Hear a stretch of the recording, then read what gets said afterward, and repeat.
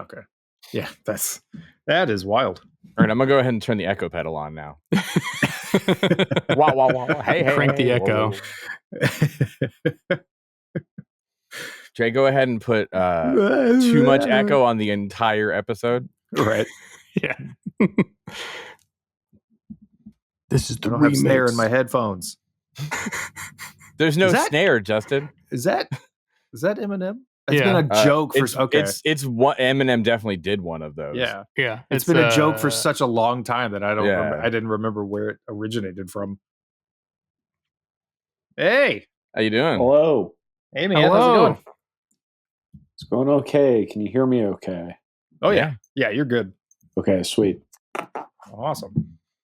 It's good to finally see you in person and get a chance to talk. It's been forever. Yeah. I apologize for not having a cool background behind me. Dude, you're good. Kind of You're between good. homes right now. Yeah. I promise the next time I'll have heads and shit in the background to look at. It's really all we can ask for. Yeah. Yeah. I feel like I owe it to you guys. So right on the next one. Yeah, heads, some arms, maybe a torso or two. Yeah. Yeah, just all we get to- torsos. We get to debut the fact that Steven Kostanski is an actual serial killer. It's There we cool. go. Yeah, exactly. The episode ends with you just hearing sirens in the background Yeah. approaching. That's, Shit. Yeah, that's the last Watching time her, anyone this spoke guy's to me. Crazy good. Steven, I makeup really effects love designer. that. This man's I going really- away for a long time. I really love the whole Texas Chainsaw Massacre sliding door room vibe you've got going for your whole house. Oh, totally. Yeah. I'm wearing a dead skin mask. As you do. Yeah. As This is one Tommy. does. He was with us earlier. He's not anymore. That's so good. So, are you still in the middle of filming Deathstalker right now?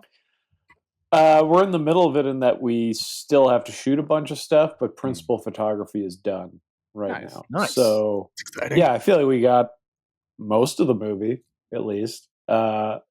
I was at the shop today building gags for it, so we're still owing a bunch of crazy effects stuff, and Right. I'm still making up stuff and coming up with things as we're going. So I just want to cram it with as much stuff as possible. So That's awesome. Hell yeah. Yeah. Once you started teasing all the stuff that was going on in your guys' workshop a couple months ago, it was so cool to see you guys start to build that process. For sure. yeah, I mean, it was a good time. I brought my friend Josh out to help me sculpt things, and the shop really turned into that 80s and 90s fantasy of what an effect shop's going to be, which is Awesome. Nice. just a bunch of dudes hanging out watching shitty movies and listening to metal. And Hell yeah. yeah, it was That's probably awesome. the highlight of making this movie for me. It was just that creative process, because All right. we cut right through the bullshit of having to do like extensive design discussions. It's something I hate as a creature designer, is let's have a committee talk over these 5 designs we have, and let's everybody give their opinion. And it's like you're making a commercial almost, where Right. everything gets diluted by people's opinions, whereas me and Josh, we'd be jamming on stuff, and it would just we would just make stuff up in the moment and be like, what if this monster had a wheel for a head, and we would just run with it. It was like a constant yeah. it was a challenge to one up the last thing. Yeah.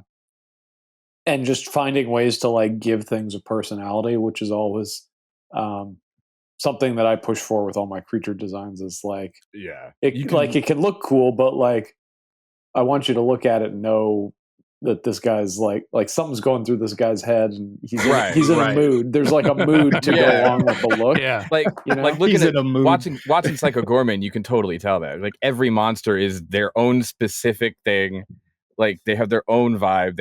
You could tell they probably want to die, or they want to kill you, or they're not having a good time. Yeah. There's a reason they're monsters. Yeah, I mean, when I first started like making movies and doing creature effects and stuff, that was like the bit I leaned on the most, was the like they're just in agony all the time. And I feel like the deeper into this I get, I'm starting to find like weirder angles that are maybe a little bit more relatable to people. It's like, Right. I don't know, like with PG, like I like that he just settles into being a really passive aggressive dude. Right. Like, Right. I think yeah. his like disdain for everything is so relatable to Very. me. Oh, 100%. It's like I feel like everybody has that, especially nowadays. The world Yeah, is 'cause, kind of being on like, fire oh, all yeah. the time. So He's, and Yeah. he's 100% like the most powerful being possible, and yet he's held in place by like this little girl, which is, I mean, if that's not an apt representation of the government. yeah, well, I mean, yeah, everybody I think in their own way feels like they're like held back by something Right. that they're powerless to control, and their Yeah. solution, like, you want to think that there's like this cool hero's journey for everybody where they overcome adversity, but no, it's you just like basically just get bitchy. And Yeah. Well, Yeah, if I you killed become everybody, bitter. then it wouldn't be a problem Yeah. anymore. Absolutely. yeah, exactly. You decide to just be real passive aggressive with everyone and get snarky and Right. pissy as much as possible, and I feel like that's how life just goes. That's Yeah, what adulthood is like realizing you're as powerless as you were as when you were a kid, but realizing that you can like swear about it a little more openly. Yeah. Right. As Yeah. you grow older, you really start to realize that that's life, is just that's the rule book. You're just Yeah. And there's more Yeah. people to relate like with. Yeah. Well, that's the best feeling, is when like Yeah.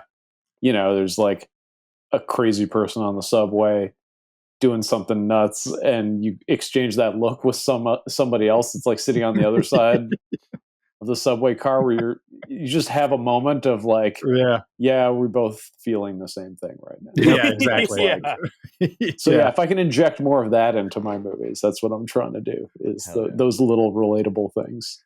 So speaking of monsters that are just in agony all the time, Right. we have all three, or all, me and James and Josh. I think I probably watched it more in the past 2 hours than these guys, but we have been watching BioCop repeatedly, and holy shit, that is hysterical. Yeah. Yeah, it's like it really connected with people in its absurd simplicity. I can't get out of my head of him being like, "Why am I alive?" And then the guy just being like, "Shut the fuck up." Yep, another very relatable human Exactly, moment. I yeah. think. Right. I don't care So- that you're upset. Shut up. Right. Yeah. I'm trying to drive here. Yeah, exactly. Do your job. Be Yeah. sad on the inside.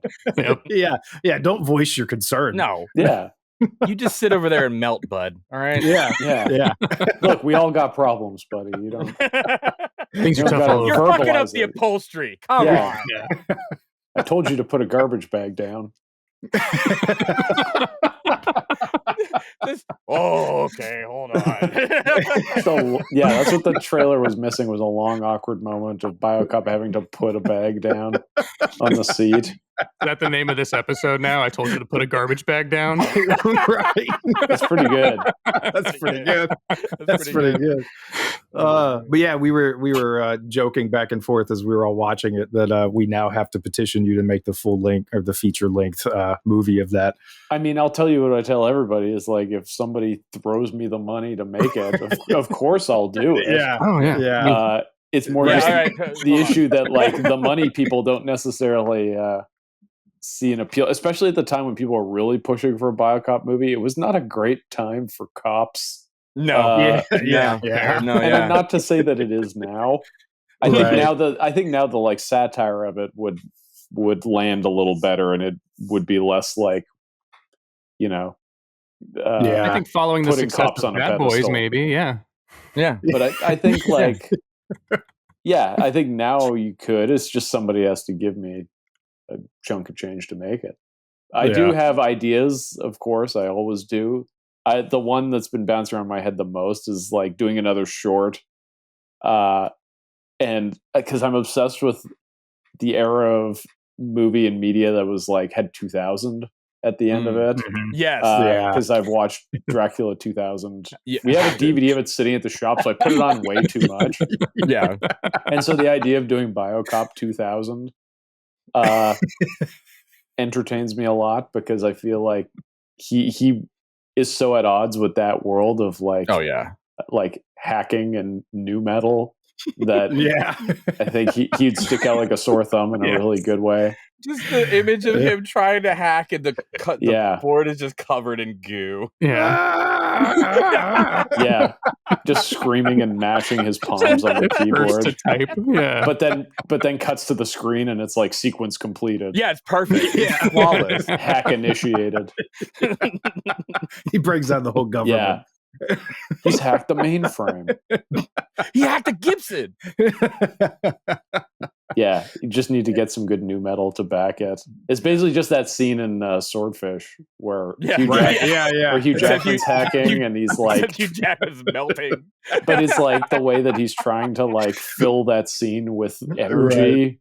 Yeah. But it's just him sitting at a computer typing. It's like I want a whole movie of that with BioCop. Hell yeah. Him melting and screaming, but also being like, "Come on, baby, come on!" Yeah, I'm in. I feel like you could totally get Halle Berry too. I mean, Oh yeah. Sure. That'd be pretty awesome. She'll do it. Yeah, she'll do it. That's his new partner. she's BioCop too. Yeah. Ooh. Yeah. Well, there is that. I do want to do the like RoboCop 2 idea of like BioCop's been such a success. We need a BioCop 2 and Have to. and it's some murderous robot that isn't like in no way enforcing the law at all. And then I think what it always comes down to is like whatever the villain is, BioCop sees them as an opportunity to be killed definitively. So he would see the robot as like, shit, this guy's got like really big guns like that. You just melt me, like you just annihilate me. So he would want to go up against him and be disappointed again. And of course, always leaning into the bit of him making friends with every villain he comes across. Like they just instantly decide that they're his best friend and want him to live. And he's like, I just want to fucking die. Yeah, why Just can't let you me hate die. me? Why can't you hate me and just disintegrate me like I want you to? But no, they go to the movies or something. Also, very relatable. Yeah. Yeah. Begging people to kill you, but you end up going out to dinner with them. Yeah. You just got to befriend your ops and take them to the movies, and you're good. Yeah. There it is. Yeah. That's wild that you mentioned, or that within 10 minutes of this episode, you're already mentioning, or somebody else is mentioning Dracula 2000. So next you can do Dracula or BioCop 3000. Yeah. And then send him to space. The main difference is he just has a really, really tall collar on his cape. Yeah, exactly. Yeah. I mean, now I want BioCop meets Dracula. Oh my god! Oh shit! All right.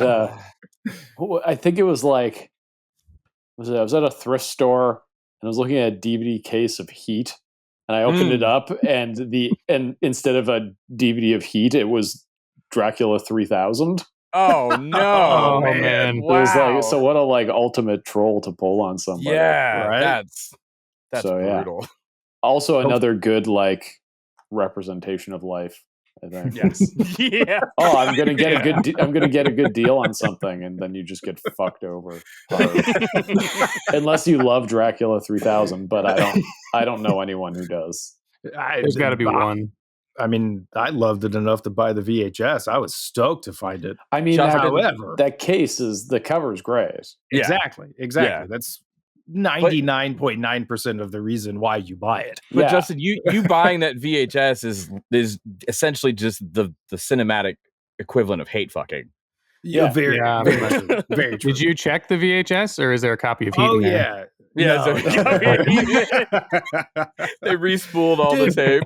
I mean, I know it came out in the era where everybody was going to space, but I still prefer that one over Leprechaun in Space. Although Leprechaun in Space was really good.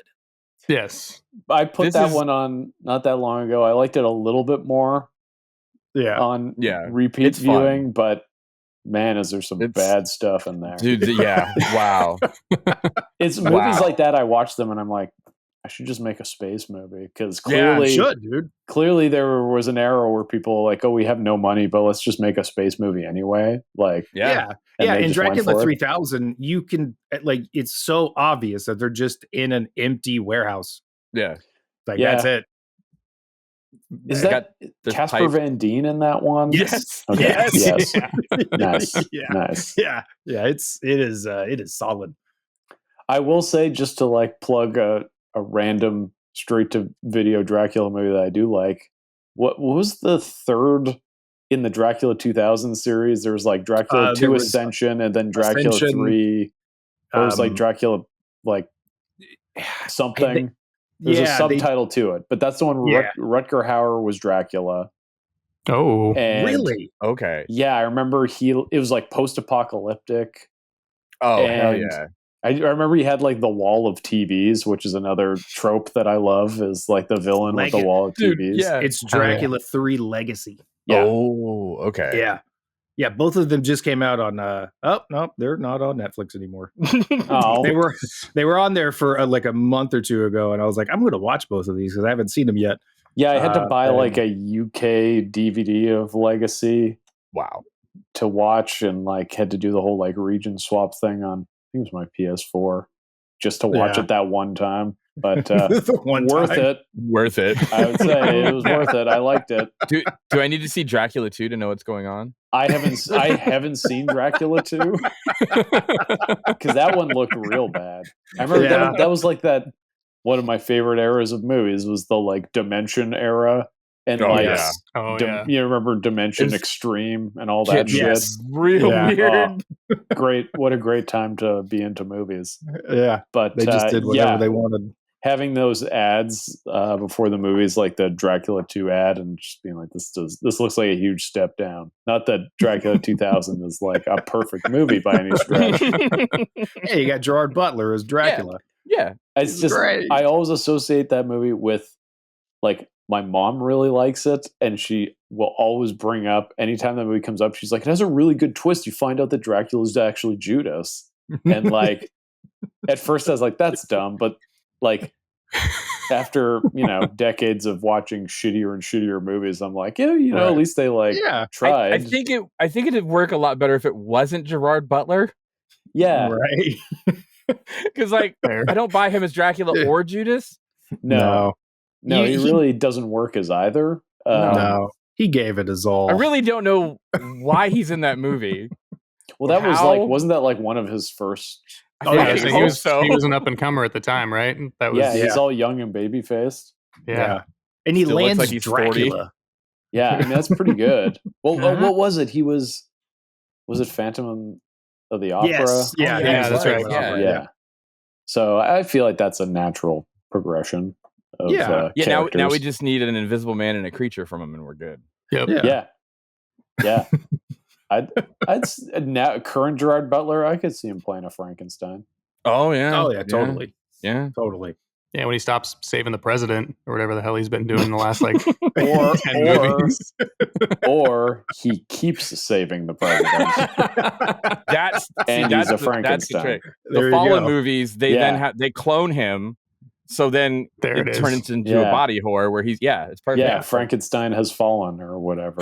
Oh, that's a great fucking name That's a too. I solid love the name. idea. If there are any millionaires out there listening to this Yeah. podcast that can Yeah, let's do fund it. and produce a movie, they're just like, shit, we've got BioCop 2000, we've got BioCop in space. I know they're just Now we've got frantically writing Frankenstein down has fallen. everything. Like, how do I get Steven all of this money because all of these need to happen now? I also got to watch this Dracula Legacy movie. It sounds pretty cool. These motherfuckers Yeah. are spitting. Yeah. He's just gleaning all of his advice from this one podcast episode. What his next week is going to be. You never know. Oh man. Hey, it could happen. So So 10 years down the line, after like 500 episodes, somebody's going to call us. Were you guys still serious about BioCop? Do you guys still talk to Steven Kostanski? Yeah. Well, I'm sure after this, like somebody's gonna bring it up and be like, oh, you know, like that was a good discussion. You really should make that movie. Like, I'm sure there's gonna be. Sure, we're just opening that can of worms up for me again, which is like half of the internet discourse I get to have is why isn't there a BioCop movie? Which has been the past decade of being on any social media platform for me. Now we can switch it up. Now you'll get Why Is There No Frankenstein Has Fallen? Exactly. There it is. I mean, I love the idea of Frankenstein protecting the president is a pretty good. That's an easy sell for me. Like if I I would watch the fuck out of that. So. Yeah. Why doesn't that exist already? Right. I'm gonna try. I'm gonna try and bring it back, kind of on topic. So why Deathstalker now? Because like all the movies I make, it's like I try to do the most out of left field thing I possibly can. Because like why be creative and why make anything if you're not causing some people to get super excited and the rest of the people to scratch their heads in befuddlement? It's like you kind of need to straddle that line and not do the obvious thing of like whatever IP is like popular right now. And to me also, like, you know, I worry about what I'm about to say, but I'm going to say it anyway. But like in the world of remakes and reimaginings, I would like to pick things that maybe could use a refresher that aren't. Okay. Let's just say, let's just say things that aren't objectively good. I'm pretty sure that first Deathstalker movie, people will try to argue otherwise, but they really don't have a case. And let's be clear, there's a difference between like fun and entertaining and good. Yeah, for sure. Like there's definitely some fun parts to it, but overall, we're just we're talking about Dracula enjoying Dracula 2000. To me, it's like I want to pick stuff that's like forgotten and half buried and maybe a little problematic and needs like a bit of a refresher and a reimagining. And for me, it was more just about like finding a way into a genre that I like, which is like budget fantasy straddling like horror. Like I really like that Fulci movie Conquest. Okay. I feel like that one is like really underappreciated. I mean, even stuff like Krull. Like I find there's like horror elements to all these movies. Krull, Beastmaster. There's stuff in there that's like you watch as a kid and it's pretty traumatizing. Oh, yeah, sure. So like I wanted to inject a little bit of that. I mean, I feel like the movie I'm making is not necessarily just like I'm not trying to like just embody Deathstalker as a franchise and as a character. It's like more the whole genre. I want to try and like I feel like all my movies I'm trying to like make it like it's the last movie I'm ever going to make. And with this one, it was me thinking like, what is everything I like about the budget fantasy genre? And what is everything I want to throw into this? So it's to me, it's more than just Deathstalker. It's like an entire genre that I'm trying to make one movie that encompasses everything I like about it. So, and you don't see that genre being tackled anymore. No, exactly. And like, because I don't know like what's going to happen with this movie or if there'll be an opportunity to make another one, it's like I kind of want to make a movie that's like a few movies worth of stuff. Yeah. Well, and Deathstalker is the perfect one because I've just recently revisited. I hadn't seen it since I was a kid, and like first off, I forgot how many boobs were in that movie. That's too many boobs. They need to calm down with the boobs. Well, that's definitely not an element that's like aged well. No. And like there's one lady, I don't remember the names, but like the main warrior lady, and she's just straight topless and fighting people. I'm like, yes, that's dangerous. Well, it's like that's not good. You also look at like the context of it, and it's such a like obvious like cynical piggybacking of Conan, where it's like, Very much, yeah. okay, we just got to pump this out and have it be exact. Like, we got to capitalize on the popularity of this like sort of new genre that's been created in movies.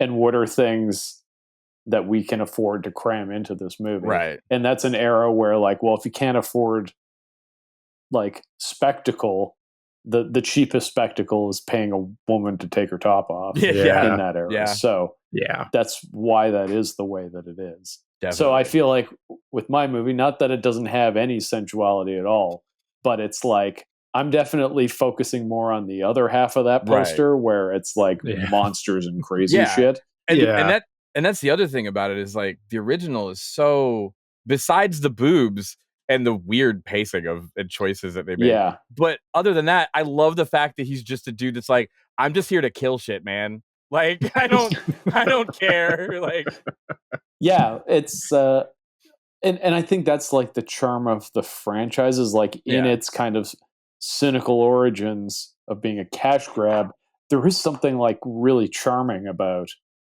each movie and how they're each kind of their own thing, but they do the like kind of like attitude that Deathstalker has, like his carefree attitude, is very charming. And like there are things about those movies that like stayed with me that I'm trying to like inject into this one, and like keep the spirit of the movies, whether it's intentional or not, in those original movies. Like that spirit I want to keep alive in this one, of like, he's just kind of like a swashbuckling goof, making his way through like a crazy fantasy universe where there's lots of like crazy horrific shit happening at all times. But it's all, especially with what I'm making, it's like I want all that to be sort of in the background. Like he's just passing through, and there's a bigger story happening at the same time. That's awesome. And that to me feels very true to that character, is that he's not the main character. He's sort of like the Dash Rendar. You guys remember him? Like he's sort of like Han Solo adjacent. Yeah. Well, he's like I can't remember his name right now, but Kurt Russell from Big Trouble in Little China. Yes. Yeah. Like he's Jack. there. That's it. Jack. Yeah. He's just there. Yeah, he's there. He doesn't want to be doing the thing he's doing. No. I feel like that's a key component with Deathstalker. He doesn't really want to be engaged in whatever the plot is of the movie. That was like a really important component for me when writing it, was like, I want to feel like he's tired and worn out and doesn't want to be embroiled in the epic fantasy drama that he gets embroiled into. I feel like that's like films like that, you mentioning Big Trouble, like I always find myself enjoying those kind of stories more, because you end up being grounded in the whole adventure through a guy that has no idea what the fuck is going on. And it makes it so much more enjoyable as a viewer to consistently go, what is going on? Just as much as that main character is. Yeah. Well, and it is like a favorite trope of mine that I have in all my movies, where there's like, as characters progress through the story, you get these little asides and you meet people and characters where you can tell there's like a whole weird universe going on. Yeah. Like if you just like go through that door into the adjacent room, there's like a whole other movie happening. But I just want to show a little bit of it. Yeah. Funnily enough, like I rewatched Saving Private Ryan the other day, and I didn't realize, like, oh, that kind of has like a fantasy movie structure. It really does. Where they're where it's like, I mean, I guess it's the Men on a Mission movie. Right. You're right. World War II movie is something that eventually turned into like, fantasy movie structure.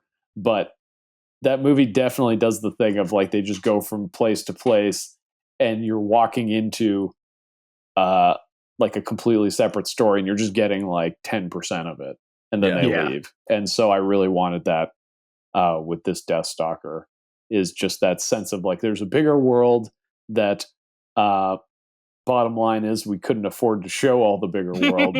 But I there is a bigger world though. But I tried to use that to my advantage and make that part of the fun, is that Deathstalker is just sort of passing through, and we're focused in on this like small story in a bigger in a bigger, more like epic tale that's going on in the background. Hell yeah. That's awesome. Yeah, hell yeah. Now that you explain that kind of mindset, now I'm going back in my head and seeing it even more so in the Void. Yeah. Oh yeah. Yeah. Oh yeah, no, that's like classic, like Lovecraftian storytelling is the Yeah. like suggesting a bigger story but not spelling any of it out. Yeah. You know, we just put up our episode with Casey a couple weeks ago, and Nice. one of the questions I wanted to ask you was related to the Void. Two things. One is the tone after watching, as much of your other stuff as I can find online to watch. The tone in those in a lot of your other movies are, like the Psycho Goreman or the Manborg or the Biocop, and there's a specific comedic gory tone, and then we land on the Void, Yeah. which is so much different. It's so fucking funny. It's hilarious. Yeah, it's a real romp. It's romantic comedy. Yeah. I was curious to get your take on like what was the, how do I say it, like what was the spark that made you guys go, okay, no, this one's going to be different. Well, it was like the conversation that started the whole making of the Void was me and Jeremy. We were at Fantastic Fest and Manborg was premiering, and we're talking about what we want to make next. And it was just one conversation where we were like, well, what if we actually like tried to make a horror movie? Like instead of instead of like hiding behind, not necessarily I'm saying I hide behind humor with my other movies. It's just I genuinely enjoy telling fun stories, and I think that's just more true to my personality. The Void is a result of like me and Jeremy collaborating on a thing.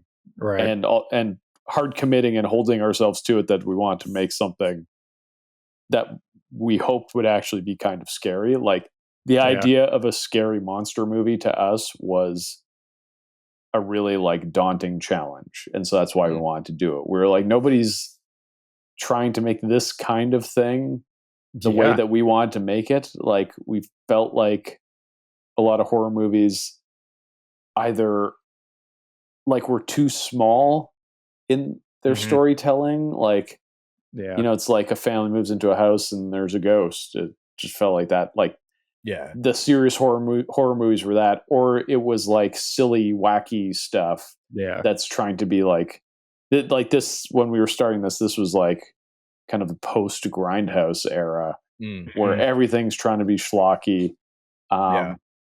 Even like stuff like Father's Day and things like that, where it's like leaning into this idea that like horror movies and genre movies are like kind of trashy and there's like nothing legitimate about them. The idea of making like a legitimate monster movie was like a real interesting challenge. And looking back on it, it was like insane that we thought that was a good idea to dive into that at that time. It was definitely like it was ignorance on our part to think that we would have anything but a hellish time making it.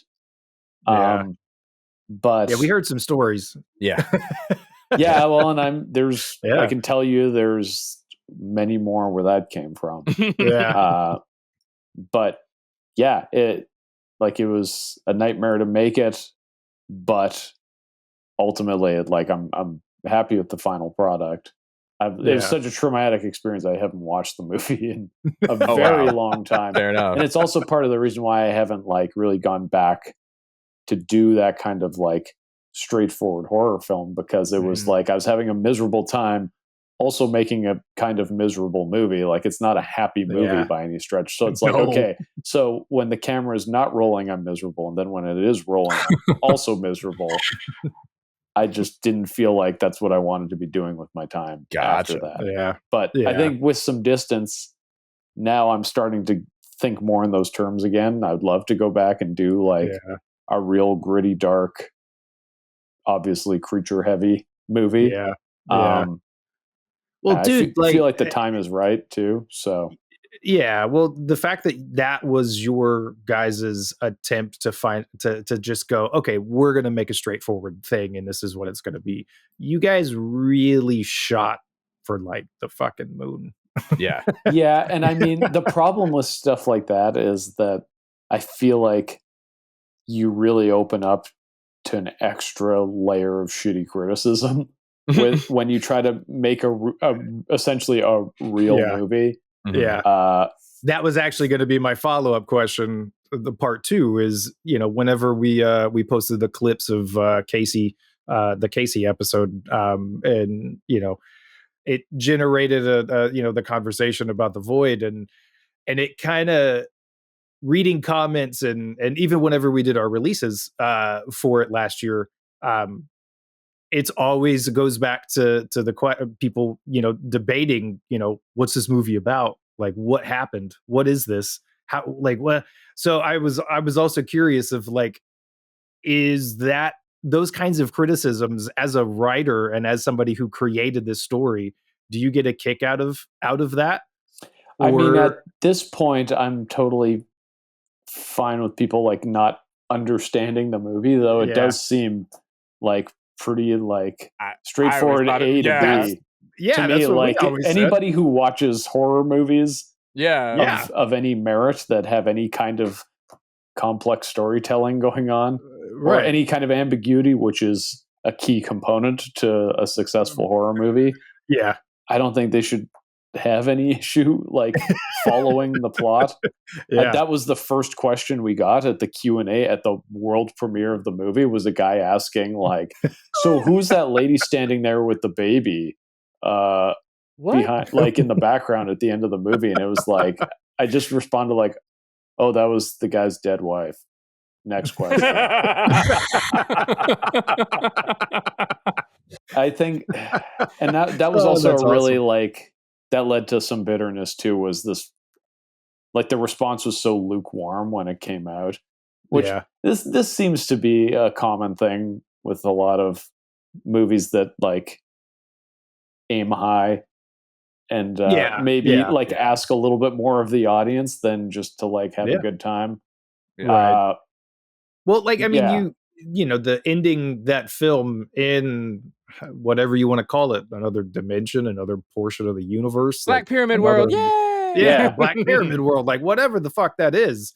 Like, that is a heavy story and a very heavy ending, and it doesn't I personally, like James and Josh know, like I always search after films that leave me questioning more than giving me answers. But as long as it's done in a way where it spawns like creativity, not turning around and looking at a movie and going, okay, what did I just watch? Right. Like, yes, there's the wrong way to do that, and we were very scared as we were making this movie. Like, are we giving enough information? Are we giving too much information?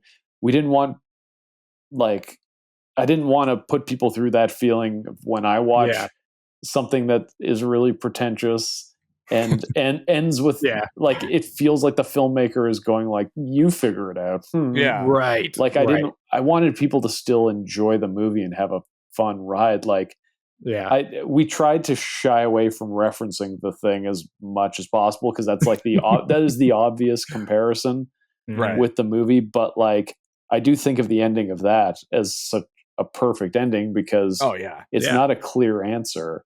And if you're like actually paying attention to the whole movie, you get like, that's the whole point, is that it ends on the paranoia that is like the selling point of the entire story.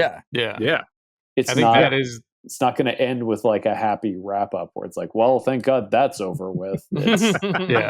Kurt Russell walks off into the sunset and freezes to death. So like, we wanted to try and emulate that as much as possible. The problem is that when you do that, I think certain people, like, they just don't want that out of their movies. And I think what happened was people went into that movie wanting like a Father's Day or a Manborg it was, like premiered at midnight at Fantastic Fest. So I think everybody was like already half drunk and ready to party.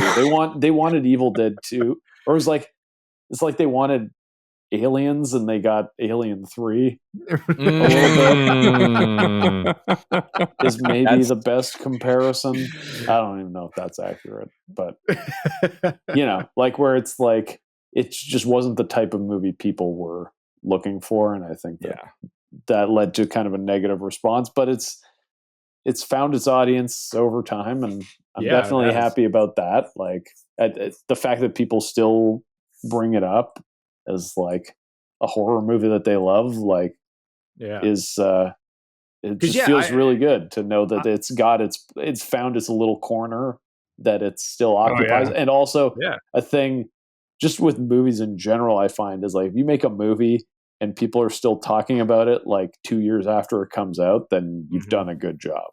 Yeah, for sure. Because there's so much now that just sinks into the sea of content and disappears, and it's like the hottest thing for a week and then it's just gone forever. There's movies that we've done episodes on and I'm like, I don't remember anything about that movie anymore. Like nothing. I don't even remember watching it, man. Like we talked about it, but so it terrifies me, the idea of like making something like that just like fades away instantly. Like it just goes through people's minds and is out the next day as they move on to the next thing. So like I remember going over to James's house when that movie first came out on video on demand, and we rented it and watched it, and we were both like, finally something like this. It was it's got cults, it's got monsters, it's got fucking cosmic shit, portals to other fucking worlds and monsters and all that stuff. I felt like that type of movie had just been missing for so long. Yeah, well, and I think that's like it, even though it does seem like an anomaly in my filmography, it is true of like every movie I make, where it's like I'm trying to make a thing that I'm just not seeing anymore. That's usually the starting point of every movie, is like, why don't they make this kind of movie anymore? And then I go and try to make one, because it's almost like I'm fulfilling a promise to my kid self, who thought I was going to get new versions of all these movies in modern times, and not just be getting either like a ghost in a old haunted house movie, or sequels, or more this sequels. Time you can see we need The Conjuring, but on a beach or something. How do we do that? Like, the sand is haunted. And it's also like, I just like movies that are jammed with stuff. Yeah. And I think, especially in genre movies in this like Blumhouse era, it's always just like one thing. And for me, it's like, well, I guess one thing's fine, but I like 10 or more things in my movies. A dozen things. So I try to just cram as much into every movie as possible, because I feel like that gives me a bit of a distinct voice from whatever the mainstream movies are right now. It not only takes the characters that are in the movie on a journey, but it takes, for people watching it, it literally pulls you on a journey, and you have no idea where the fuck that journey is going to end up. Yeah, well, I'm a big fan of like each act kind of feeling like its own movie too. And I always have a mandate of when you get to the end of the movie, there should have been no way that you would have seen, unless the trailer spoils all of it, like there's no way you would have known it would have gotten to that point. Like the first 10 minutes should not feel any in the same planet as the last 10 minutes. Yeah, right. And I think so far I've worked that out pretty well. I mean, I guess Leprechaun kind of he basically ends up where he started, just a little crispier at the end. Hold on, you brought it up. Can we talk about Leprechaun? yeah, that's fine. Ask me anything. Go ahead, Josh. Go ahead, Josh. No, Josh. You. I know. We know. No, I was just very excited because we just did the whole franchise, and sweet. We like Leprechaun in Space, obviously, with the forced nudity, was what reminded me as we were talking about Deathstalker, and then Origins was just not a good movie. And then when they announced Leprechaun Returns, I wasn't familiar with your body of work, so I didn't even realize you were a director on it. I was like, oh, Warwick's not back. Origins was bad. Not even going to bother with this one. And then when we did the franchise rewatch, and I was like digging in each one, I was like, oh fuck, Kostanski did this one. And they were like, yeah, I'm excited to check it out. And then as I'm watching it, like 30 minutes in, I'm like, fuck, did they finally make a great like Leprechaun movie again? Because this is sick. Like, especially with no Warwick and with the history of that franchise, and I assume not much budget or anything. You had a lot going against you.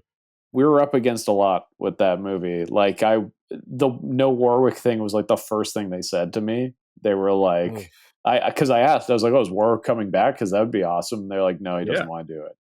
And I could have just like walked away at that point, but I thought, because just to go back to like trying to challenge myself, I was like, it seems like an interesting challenge to take a franchise movie where you're already kind of at a disadvantage. You don't have that lead. It's like trying to make a Hellraiser without Doug Bradley. Yeah. And it's like, well, I do like that challenge, even if I'm unsuccessful at it. It's like I want to try to figure it out.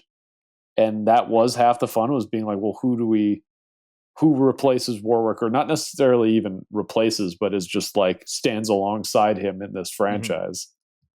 And Lyndon, I thought, did an awesome job. Like, I saw a whole bunch of people, like tons of people audition for the character, but Lyndon just had like a youthful energy that I was like, oh yeah, this is like the fun, mischievous character I want this guy to be. Exactly. Like he is the movie. He's carrying the whole movie. He's the title of the movie.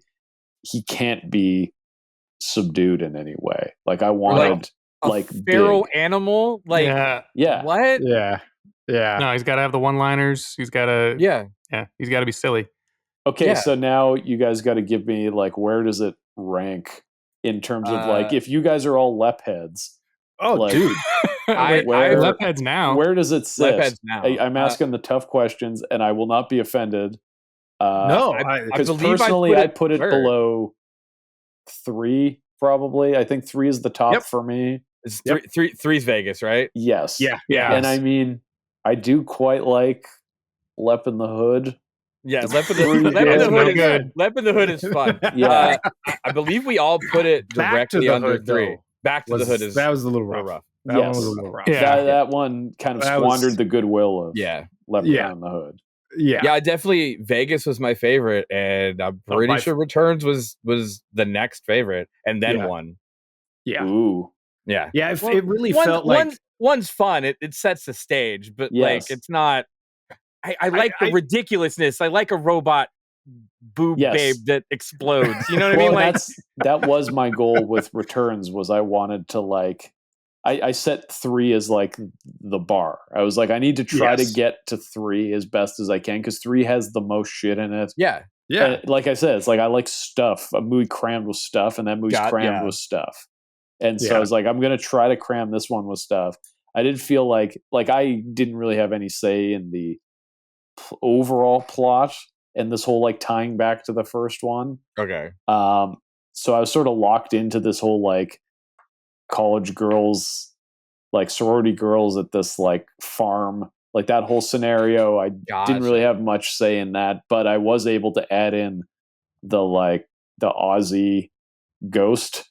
Yeah. Oh man. Basically, nice. Basically doing the like American Werewolf in London thing. Yeah. Because it annoyed me. Like the original draft of the script that I read, he just dies. Like the leprechaun comes out of him, he dies, and that's it. Really? And so like I thought, like, why don't you want to keep this guy around? Yeah. He's like the only returning. Yeah, he's a legacy character. And he's also fun. He's a really good like actor and like really fun. Yeah. Mark is awesome. We had a ton of fun shooting that movie, and I still chat with him every once in a while. I'll see him at conventions and stuff, and I feel like that movie was kind of what brought him back into the public sphere, because he wasn't really doing. He told me he wasn't interested in doing stuff till after he did Leprechaun, and then he got back into the convention circuit and stuff. So that's awesome. Hell yeah, that's awesome. But they originally he died, and that was it. And it like didn't really make sense to me how the main character Lila was like figuring out anything. It's like, well, wouldn't you want a character kind of showing her like Right. dropping hints and stuff. So Yeah. and also it's my issue with having just one creature.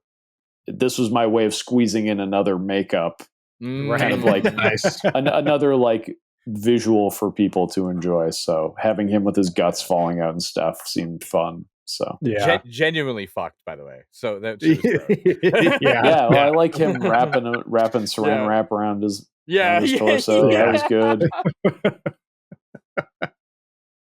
So good. Yeah. Yeah, I think the whole time that we were talking about that on the episode that we recorded, we just kept coming up with reasons why Jennifer Aniston also didn't revise her role. What was amazing was that the producers went out to ask, because I totally like called bullshit on it from the beginning. Like, I was like, oh, so you guys reached out to her reps yet? Is she gonna be in the movie? And they're like, yeah, we're talking to her. We're gonna try and swing. It's like, no, that There's did no not. way. No, There's no way. no, we just got an impersonator. Which we've got the money earmarked. It's fine. Yeah. Oh yeah, totally. I'm sure they could afford Yeah. Jennifer Aniston for that movie. Warwick said no, but we still got Aniston. But Aniston's in. Weirdly, Aniston's in. Yeah. Just waiting one more day. Yeah, it makes all kinds of sense. Yeah, I'm sure she'd love to fly down to South Africa to shoot that movie with us. Could you imagine? I mean, I like on the wild on the IMDb page. There's like a trivia, like some bullshit trivia somebody made up about how she like acknowledges the movie's existence and like. Hold on, I'm gonna pull it up. I'm gonna pull it up. I'm just gonna read it to you guys because this is God bless IMDb. Right. And their made up trivia. Can anybody just add stuff to IMDb trivia? You can, yeah. Really? I didn't even okay. That's why I have an IMDb page. So second piece of trivia on the list. Jennifer Aniston congratulated Steven Kostanski for continuing the original story of Leprechaun. She reported that neither she nor any of her former co-stars were contacted to participate in any of the previous sequels. Okay. So she did not contact me. Really? That's Did not congratulating. congratulate me. Wow. Yeah. She added that bit of trivia to the IMDb Yeah, page. she put it on. That was her. Congratulations. That was her. I'm more interested in like I really want to know who actually did put that in and like Right? what was Like, their what's thought the process. benefit? Yeah. Yeah. Like what story are they concocting in their head where it's like, oh yeah, I bet she called them and was like, good job. And, She was totally cool with it, man. yeah. There's so many leaps of like stretches of like knowledge to go through. Like, Or they, why like- would you think any of this? Or they were like telling their friends that, like they were making up the trivia in the moment. Then they realized, like, oh, I got to double down on this. I better go add it to IMDb. Yeah, no, dude, look, it's on the It's on Yeah, IMDb. see, I told you totally it happened. Ignore the fact that it's my username that added the trivia. It's true now. See, it's getting a bunch of likes. Yeah, So good. Now we got to add a bunch more shit based on this. yeah. Hey, that's a good experiment. Just go in and The add next a one bunch should of be trivia. Steven Kostanski has read the above trivia and disagrees with it wholeheartedly. Yeah, Steven Kostanski has read and acknowledges that this did in fact happen and speaks to Jennifer Aniston on a regular basis. Yes. Additionally, Steven Kostanski says that Jennifer Aniston actually played the Leprechaun as an uncredited. Yes. 11 out of 14 found this helpful. I like that 75 people found that Right. helpful and 3 found it not helpful. Oh, So Those 3 people are like, I man. know it's real. yeah, those 3 Jennifer Aniston fans. Yeah. That She know didn't say her. shit. Yeah, they know her they reached out and asked her immediately, and she said Right. no. She was like, what the fuck I are you knew it. talking about? Jennifer, can you comment on this IMDb? Yeah, On this IMDb. cease and desist. it's like a TMZ reporter, like as she's getting into her car. Right. Jennifer, we need to ask you something about Leprechaun. Fuck off. Wow, she's really mean to reporters. Jennifer Aniston drove over a paparazzi today. Yeah.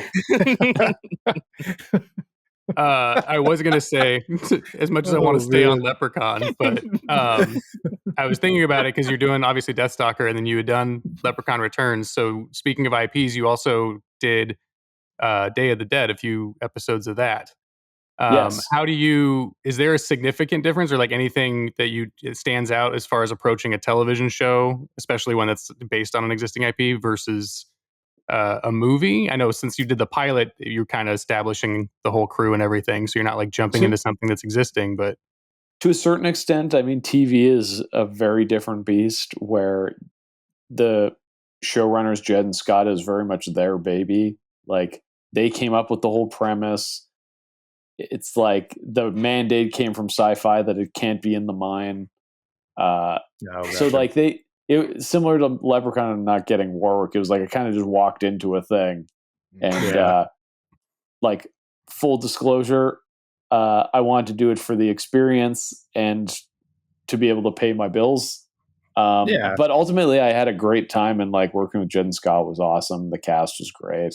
We managed to squeeze in some fun zombies. My thing is always just like, take what I'm handed and figure out what's the best thing I can do with what I got. Yeah. And TV, you're definitely like locked into a very specific box, where it's like you just go in knowing you have no time and no resources. So yeah, I tried to funnel as much of those resources as I could into the makeup effects, and I gotta say Todd Masters and his team made some pretty iconic zombies, I thought, for the show. Well, dude, anytime that you can, get paid to make zombies, that's a good day. Well, yeah, and that's part of this too. Like, I don't mind the journeyman aspect of directing, and I'd love to do more stuff like that. Like, and because it's like the Leprechaun thing where I could tell they were kind of floundering to know what to do. Like, I even remember early on the producers being like, "So is the Leprechaun going to be like CG or something?" Like, I really don't think they knew like what the movie was, like what the franchise was, and so like. That's wild. I just like those challenges, and Day of the Dead was definitely that, where it was like, hey, can you do 4 episodes of this show in 22 days? And like, holy shit. Because it's all set, like it's literally Day of the Dead, which I think is a pretty fun concept. It's like takes place over a 12-hour span. So it's all daylight contingent. So we had daylight hours across the board. So it's like we could shoot from when the sun came up and when the sun went down. So we'd start our days in pitch black, like before the sun even come up. We'd be like blocking and rehearsing and like setting up lights and stuff. So like as soon as the light was good, we would start shooting, because I believe, was it August or September we started? So like the days were getting shorter. And they went to December, I think. So it was like they just kept getting shorter and shorter and shorter. Damn. Ugh. And so it's like short days on a short schedule, like short weekly schedule to begin with. So it was really just like run and gun and shooting from the hip and just grabbing what we could. It even got to the point where I was shooting inserts. Like, I came back to Toronto. We shot it out in Vancouver. And I was like shooting inserts in a friend's backyard. I built like a bit of a graveyard set. I took like an IKEA table and I like cut a hole and like built a like kind of false ground so I could, because I felt like we needed more shots of like zombie hands coming out of the ground and like zombies pulling themselves out. So I like just on my own dime like got a bunch of people together and put makeup on them and filmed them coming out of the ground, and that's all like awesome. That's all in the show. So amazing. Yeah, I just that's like killer. Yeah, getting put in a situation that's like less than ideal and trying to make the most out of it seems to be my MO when it comes to these director for hire jobs. So. Now, I know you're pretty good. I know you didn't direct, but the Hannibal show, what season did you work on for that? It was a little bit of season 1, and it was like kind of the back half of season 1, and then a little bit of season 2. That was like, I was doing that in a kind of transition period. I'd come off of, what was it? It was like Mortal Instruments or something. And then yeah, I went over to Mind Warp Effects to help. Like I was just like a shop employee on that, so I was like Gotcha. casting silicone and fabricating, and like I got brought on initially to help with it was like a big team. There was at least like 10 people, and we're Right. making that totem pole with all the bodies on it that I think Lance Henriksen made. Yes. Yeah. Fuck yeah. So I was just like helping like Francois and his team fabricate bodies and skeletons and stuff. That's for that. awesome. And then I stuck around for a bit and just was doing like lab tech shop work. I was in no way like running anything. I was just like every day I'd show up and they'd be like, go fabricate this thing or cast this or mold this. And So because I remember when that James, you had watched that season before I did, and then when you were like, no, you have to watch this, and then watching all of that, it was like every episode, every special effect, every huge fucking piece of gore, all this stuff. I remember going back to James. I'm like, how the fuck is this airing on NBC? Yeah. Dude, Like, this is insane. Well, it's like that started that era, I guess, around the time of like Walking Dead and stuff, too, where it seemed like violence was just okay.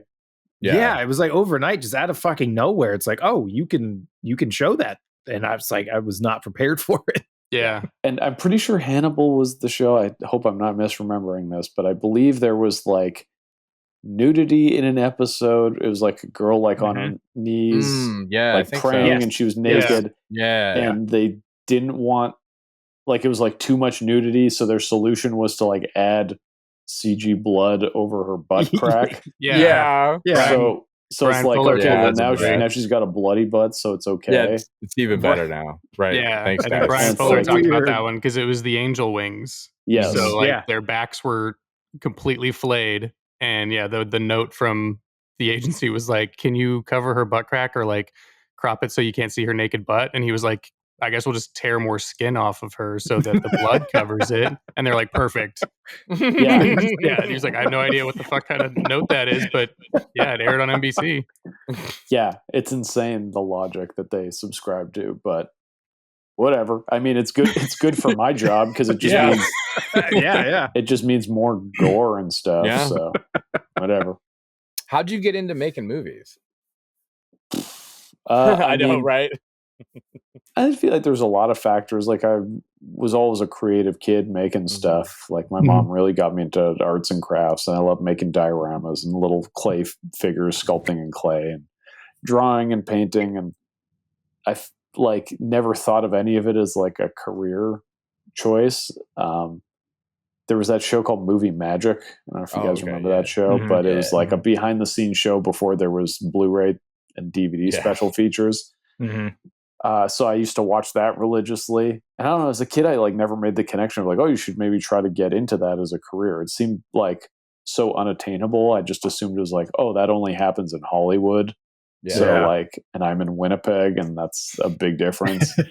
But then, like as I got into high school and started like making movies with my friends and dabbling in makeup effects, start to meet more people and learn more about the industry, and realized like, oh, I could maybe have a go at this. So I hassled the one guy that does prosthetics in Winnipeg, Doug Morrow.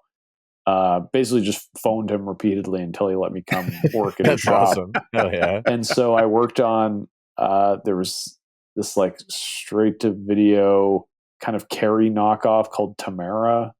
Oh yeah. I've seen Tamara. So that was like the first thing I worked on, like right out of high school. Okay. And, I was just working in Doug's basement shop, like making molds and stuff, and very like low end work. But just the idea of like getting paid to work on a horror movie was so exciting to me.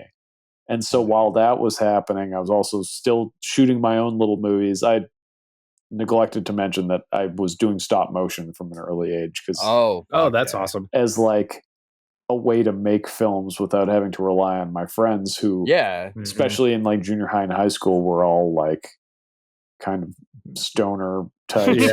They were more interested in like having actual teenage lives and not living in movies. Yeah, not Like, living in we movies did. the way that I did. Yeah. So stop motion. Sounds like they're lame. yeah, fuck No, those I mean, guys. the We're thing not is, I interviewing got them.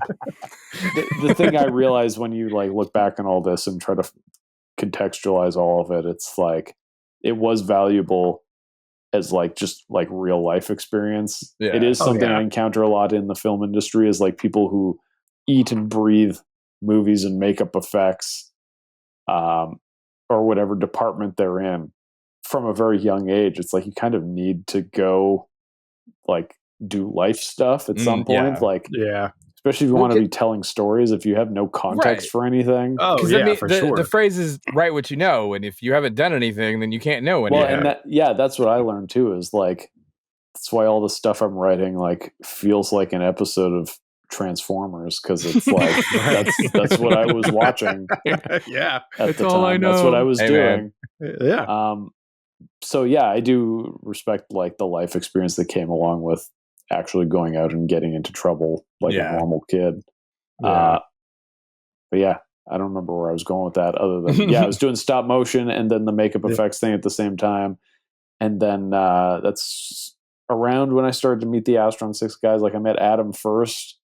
He was like a friend of mine. We'd all hang out in the same basement, and I remember like my friend like went to the bathroom or something. It was just me and Adam sitting downstairs, and he just started grilling me about like movies I liked and talking about like Toxic Avenger and things. And we hit it off, and it was a good like kind of big brother relationship that we had, because he like was older and had just more movie experience. So he was like recommending a lot of stuff to me. And even though his Yeah. tastes at the time were like so wildly different than mine, I still like our passion for movies was what connected us. Yeah. And so, yeah, like that, he was always pushing me to keep making movies.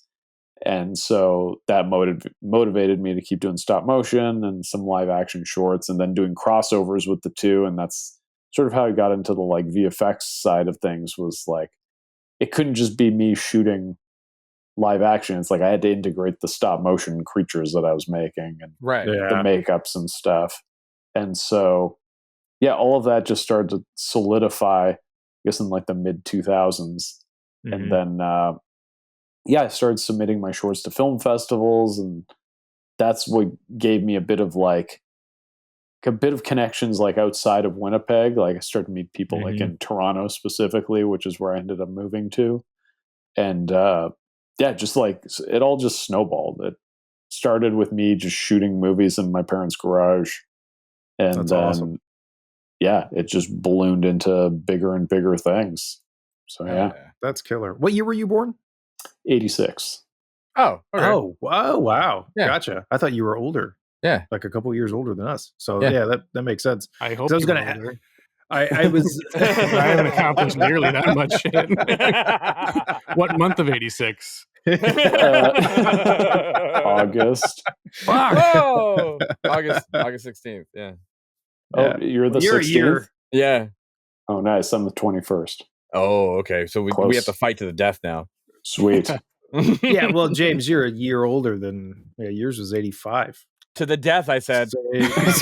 Same with fine. mine. So, I'm June yeah. 86, so I'm just a couple months older. All right, we're all fighting to the nice. death. So I'm gonna And make it's all, at this point, movies we're now. all Yeah. close enough. Yeah. yeah. Yeah. Because I was going to ask, like, what kind of content were you consuming? Because like I know for me, I was born in 85, and thankfully I was lucky enough to have a mom that she was so ingrained into the culture of the 80s that within the first 5 years of my life, it was like, multiple Halloween movies, Monster Squad, Dracula, like all of these things. So I luckily got exposed to all that stuff pretty quick. So what, like growing up in the last half of the 80s, like into the 90s, what stuff were you exposed to that led you into all this stuff? I mean, it's like some of my earliest memories are, I remember holding a VHS for Empire Strikes Back at the video Nice. store. It was like the like early editions that had those like nice painted covers. Yeah. Oh, yeah. I remember looking at that and being like, this looks cool. So Star Wars, like it's cliche, but Star Wars was definitely a big influence. Back when Star Wars seemed like such a like quaint, niche thing. Just all the creatures in it, like got me. Like I was like, that was my favorite. Whenever we went and watched the first Abrams one, and they had all the like the giant walking thing and the fucking like all. I was like, this is what I want. Just give me a book full of these weirdos. Right. I don't even need the movies anymore. Well, and that's why I think like Return of the Jedi is probably the most watched one on my list because it just had, especially in Jabba's palace, like there's just the most stuff. Yeah. Bro, Jabba's palace, the Ewoks, there's so much. There's so much. It's such a perfect kids movie. Like I'm friends with so many older effects artists who, to them, like Return of the Jedi is such a like blasphemy compared to the other two. And it's funny, like even just with that like 10-15 year difference, just the like hard line they set where they're like, no, Ewoks suck. And it's like, for me, I'm like, I don't see what the problem is. Like this, this just seems so Star Wars to me. All the metalheads and punks are always like, Empire's the best. I'm like, I don't know, man. I like fuzzy tree creatures, bro. Yeah, exactly. And even like, yes, I love Empire Strikes Back, but like it's definitely the least like creature heavy of the three. Even A New Hope has way more shit in it. That's like more memorable to me personally. But that's the stuff that influences me specifically. So like as far as like stuff I was watching as a kid, it was like Star Wars, Godzilla movies were a big thing, and that's. I feel like more parents need to like make their kids watch those because they're such like great kids content. For sure. Just in terms of like how imaginative they are, and like those creature designs are so perfect. And I mean like Transformers, like I previously, like all the obvious stuff, of course, like Transformers. Ghostbusters was a huge one. Like those movies, and similar to Return of the Jedi, it's like Ghostbusters 2. Yes, I remember watching a lot more. Me too. Had a lot more kind of like creaturey shit in it. Like Scolari Brothers. Right. Scolari Brothers. And then the whole end part where there's just stuff shooting out of everywhere. Yeah. So I was terrified of how much goo was underneath the street. That's a lot of fucking goo, man. It's a lot of goo. It scared the fuck out of me. It's such a like goofy concept, but as a kid watching it, like even just that first shot of the movie where it just opens on like that crack in the ground and then the ooze comes out. Like I remember just being like, I can't handle this. This is too scary. Dude, I remember walking as a kid, and they'd have on the sidewalks. There was you don't see it that much anymore, but it was like a black thing that they would spray in between them, and it would always kind of like come out like that. And I always be like, it's fucking goo. We're fucked. We're fucked. We're fucked. No, walking by a sewer or cracks in the ground, I was always concerned. Like, is this going to be the day that it comes and gets me? Shit happens. Yeah. But and also the tone of 2 feels so much more adult than the first one, which is weird because it's like clearly coming off the heels of the animated show. Yeah, right. Yeah, with like Janine's redesign in the movie, way cartoonier. But yes, there is like legitimate scary imagery in that movie that I still think is scary. Like Janos Foha's like flashlight eyes. Dude, that's my favorite shot in the whole movie. Yes. Like it's so good. And people who like dunk on that movie clearly are not like watching moments like that and like respecting how iconic that stuff is. Like even Janos, like when he's a ghost with the baby carriage and his like arm stretches out. Like I love the fact that they dress him as a babysitter too. Right. It's totally unnecessary, but like we're leaning into it, Janos. Get to it. But it's like terrifying. Like it's and that's something that those movies capture that like I would love to try and figure out with a movie is like there is something just like odd in the choices that they make, visual choices that like, I don't know if it's like a Dan Aykroyd thing, because he seems to be like, in terms of like the storytelling of Ghostbusters, he's like clearly the weird one with the weird ideas. So like, stuff like that. I would love to try and tap into that more because the feel of that is just so I have such a visceral reaction to those moments, even now, where I'm just like, this bothers. Even just the haunting shot of the Titanic parked at the dock Yeah. Oh, yeah. yeah. And like, yeah. but better late than never. Like, Yeah. like it's like I feel like those two movies like capture spooky Yeah. more than Totally agree. even like a Conjuring movie captures, in my Oh, opinion. yeah. Like there's Yeah. just something, and I think it's not to loop all the way back on The Void, but it's like it has an undercurrent of that kind of cosmic vibe. This like this broader sense of like supernatural terror that Yeah. that ghosts aren't just like, oh, you die and then you become a ghost. It's like, no, you apparently also like mutate and Yeah. become like a monster with glowing eyes, and then there's Right. you're a ghost that's also sharing space with like a dinosaur ghost and like whatever the fuck Slimer is supposed to be. Yeah. What the Yeah, fuck? yeah. Still don't And I know. feel like as a kid, I was always thinking about that stuff and being like, this doesn't make sense. Like, but I wasn't thinking about that in a negative. I was thinking about it as like that there was some sort of bigger cosmic implication to this. Yeah. And Well, that really haunted and bothered me. Did you happen to see Afterlife? Oh, yeah. Did you?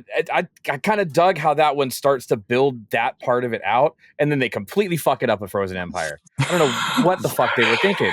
I mean, Yeah, I didn't watch that one yet. Dude, it's not a Ghostbusters movie. it feels like they said this. It does kind of feel like our real Ghostbusters episode. To an Yeah. extent. It's just a Yeah. monster of the week thing where it's like, Yeah, here's a it's bad guy. Weird. They Yeah. fight the bad guy. But yeah, I didn't hate it.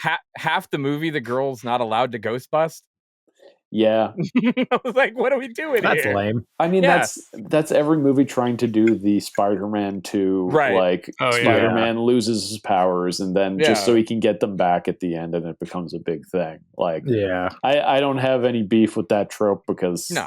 I like it. But yeah, I wish Frozen Empire like was a little scarier. Yeah, Yeah. there's just barely any ghosts in it. Like, Yeah, it's weird for a movie that you'd think they would just have a free for all and go nuts. Yeah. It's like pretty minimal in terms of its ghost stuff. Even Afterlife, like I don't get how both of these movies they can't do the montage of like tons of ghosts. Yeah, and it's just yeah. like little vignettes of like, you know, the taxi cab ghost. Like Oh, they yeah. did that in Afterlife, but it was like it was that, and then that one that was one of the toys, the like creature with the eyeball that pops out. Yeah, yeah. But those were the two. Like there was Yeah. like two shots in this montage, and it's like, oh, there's ghosts everywhere, and it's like, no, there's two ghosts. yeah, there's two ghosts. That's all. You can get the two We've ghosts. been mildly aggravated by two ghosts. Yeah. Whereas I Mildly. want that montage, like, well, from the first or the second Ghostbusters, where Yeah. it's just like New York's just going to shit, and there's ghosts Yeah, everywhere. Yeah. Like, if they do another Ghostbusters, I hope they get that part right at least. Yeah. Like, Yeah.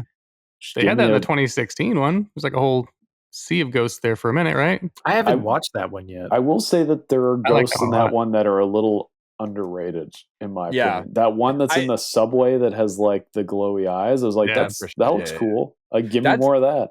That's the interesting thing about that one is that all the ghost work and stuff, and it's really good. It's just kind of a flat movie. Like, that's all right. Yeah, I mean, I don't hate on it the way No, the internet did when it came a lot out. of other people It's- did. It's definitely Yeah. a case of like they just set up a camera and let everyone riff Yeah. when There's maybe they there's should so have had many- a plot.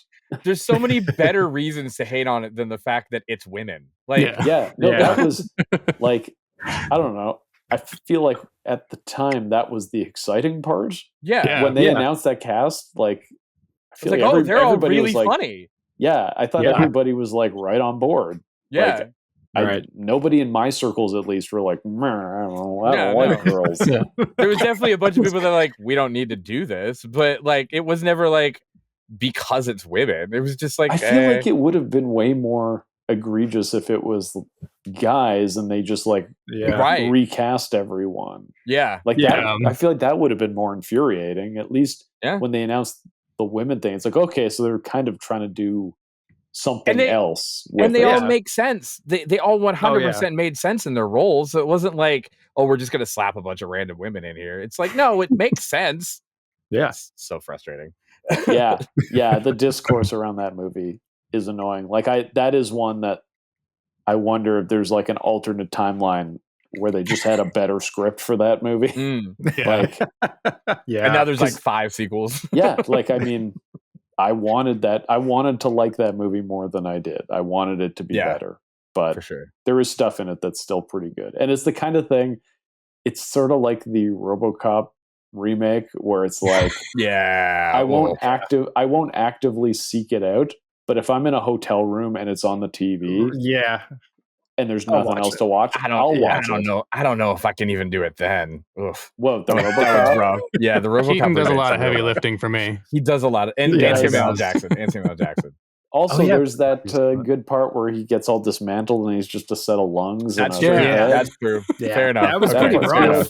That was rough. Yeah. They'd also like, was it Gary Oldman was in it? That's right. Yeah. Sam Jackson's in it. It had like a pretty solid cast. Yeah, it did. I wonder how they managed that. Money. I think they just threw money at it. Threw a lot of money at it. Yeah. Went a little off the rails, but that's good. No, I'm just sitting here wondering what the fuck that conversation was. Yeah, we've got Gary Oldman, Sam Jack, and Michael Keaton, and we're gonna do RoboCop. Wait, they're all hold three. on. Like, hold on. We're gonna do RoboCop. Yeah. Okay. All right. Yeah, sure. We're gonna make him look like a. Why didn't they make Sam Jackson RoboCop? Oh my God! Yes. See, Steven, you're asking the right questions. Yeah. This is. I like imagining that movie. Yeah. Yeah. I watched that. I mean, like any of that cast, and this is no ripping on Joel Kinnaman because I actually think he's a real good actor. Yeah. But like, put somebody that just has like instant personality.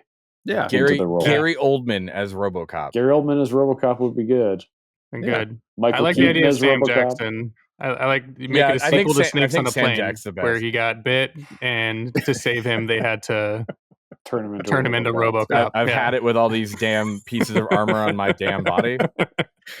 I just like the idea of him in a RoboCop suit walking around shooting snakes with the RoboCop gun.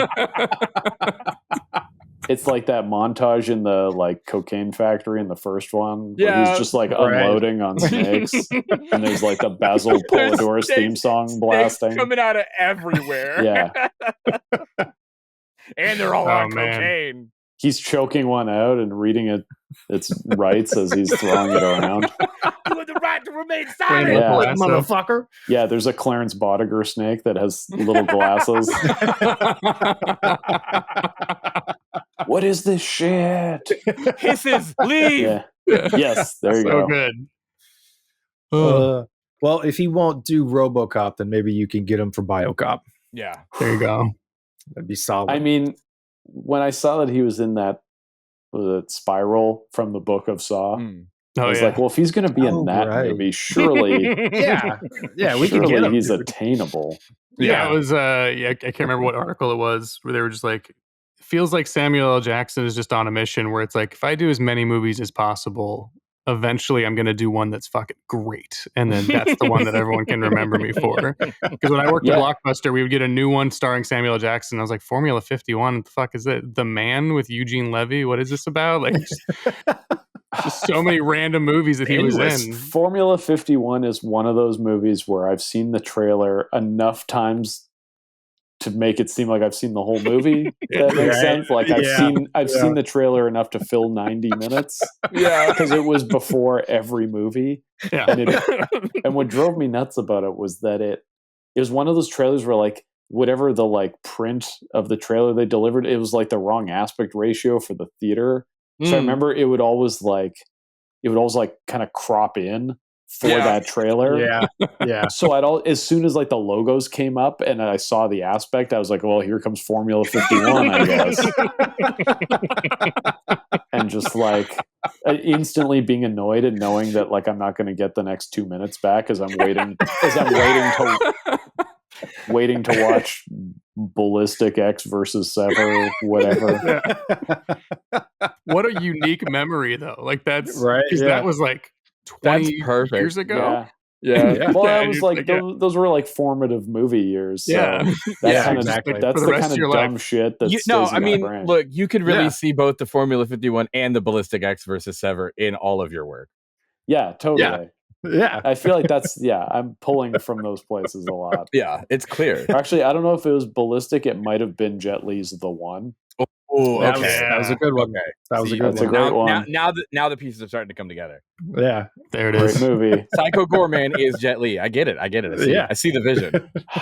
I mean, no joke. I was tossing around a sequel idea that was just The One with Psycho Goreman, where he's just dimension hopping and killing other Psycho Goremen to like get their That's- powers. That's Okay. awesome. That is But I've genius. chucked that one out because I'm so sick of multiverse shit, as I'm sure all of you Yeah. are right now. So I was I'm like, ex- eh. It's- I'm excited to watch Deadpool kill everyone, but beyond that, I'm good. I feel like that might be it for superhero movies for me Yeah. for a while. And I feel like a lot of people have that mindset right now. Like, okay, we'll give this one a pass just because yeah, it it's is such what an it is. absurd fanboy Yeah. fantasy. Yeah. Right. But like, Yeah. But they I don't know if I fumbled can that. do any more after They that. fumbled all that Kang stuff so thoroughly that I just haven't given a shit. I love Gunn, so I'm really interested to see what he does with DC. But Yeah. Yeah, I'm curious. But I'm also like putting zero expectation and Yeah. zero thought into Yeah, it. I would rather absolutely. just like randomly be walking by a theater and being like, a new Superman movie. I'm gonna go watch that. Right. Because like, Yeah. as I'm sure you guys will agree, like a lot of the discourse around, especially like Marvel and DC, Oh, is so yeah. exhausting at this point that Yeah. like I just don't have time for it anymore. I don't want Every to now- engage. No. I just want to Yeah. like go like open-minded and have like zero expectations, especially with like Deadpool and Wolverine. Like Yeah. I just Right. want to walk in and hope for a fun time at the movies and not right. Because yeah, man, like when I look back, some of my favorite movie going experiences in recent times were, going back and going out to watch the Marvel films, throughout that first decade. And watch the long, like when you think of long-term storytelling, like that's such a perfect example. Yeah. Because watching like Endgame, like watching those key moments of that film, it's like I remember sitting in the theater watching it and being like, holy shit, man, like this has been a decade of my life Yeah. wanting to watch these characters end up in the spot that I'm literally now watching. And it was good. And that doesn't, so I understand, how big of a impact that was. And I also understand that I don't know if you can follow that up very well. I wish No. that they just like after Endgame, it was just like a hard stop. And Yeah. they're like, that's it for Yeah. Marvel for 10 years. And Yeah, they just take a don't break. come back. Yeah. Like Yeah. then people would be like, hey, remember that Marvel thing? That was so crazy. Right. And then Yeah. then they announce like, I don't know, Robert Downey Jr. is coming back as Iron Man or something. Like that would Yeah. people would flip. But Yeah. instead what we got was like just more shit shoved down our throats. Because that's Yeah. just how all media works now. It's like, oh, you like Star Wars? Have Yeah. all the Star Wars in Yeah. the world. Yeah, that it's was the it's next- just the Yeah. donuts being shoved into Homer's face in hell. Right. Right. Except it's like nerd stuff that we like. Yeah. It's Except, like except the poster yeah. on the side is remember you're doing it for, and it's just a dollar sign. Yes. yes. Yeah, Yeah. exactly. Well, that might be a good segue. Well, one of the questions I was wondering, and we kind of asked Casey this too, so I'd like to get your perspective on it.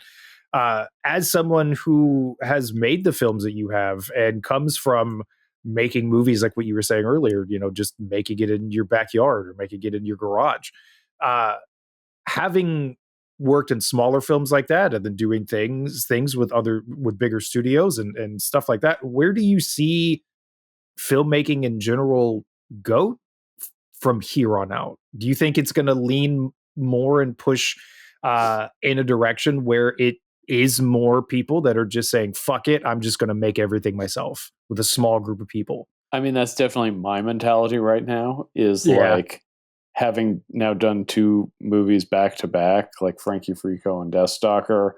I'm so exhausted and just like worn out from dealing with people and dealing with bullshit And that's not a blanket statement saying that everything is bullshit, but like there's a lot of crap that goes into making movies and a lot of stress, unwarranted stress that other careers don't have. And yeah, I'm really feeling like I want to just recede into my cave and make stop motion movies. Like, one of the happiest times of my life was during the pandemic when we're all in lockdown, and all I could do was sit at my little table and do stop motion animation. And so I would just like every day I would like come up with a scenario. I'd make little puppets. I'd animate. I'd have Tubi going in the background. I'd be watching shitty movies at the same time. And like that to me gives me as much of a high as any big moment on any movie I've made. It's like the same feeling of like, here's a thing in my head. Now I'm making it. And now it's on the screen. So purely in terms of like where my head is at right this minute, the idea of just doing things myself and scaling way back so I'm making exactly what I want to make the way I want to make it because I have the resources to do it, is the most appealing. And I think that based on how content is made now, there are options to just make movies your own way. Like, it's way different than it was even when I was starting out. Like you can shoot 4K movies for no money now, and like all the resources to do post-production are easily accessible. Like everything is there. It's all at your fingertips. So this idea of like chasing down money and financing and like dealing with producers and like studios and expectations, like just doesn't seem worth it to get to like a compromised thing. So yeah, but again, this is just me right now after having like worked a long day in the shop and being like pretty tired. So I'm but like, you know, it's so not the weird. most positive and upbeat perspective, but that's just how it is. It makes sense because like what's always baffled me as people who have been on the side of things that we are, of just, you know, watching the final product and obsessively trying to learn as much as we can about how things are made. You know, what are the writing processes? What are people's experiences making these things? It seems universal from every filmmaker standpoint that it's like, holy shit, I just had to go through a fuck ton of like unnecessary stress in order to just make the thing. And which has always seemed weird to me, is because it always seems like it's producers or a studio that makes it more difficult. And it's like, why would you want to make it more difficult?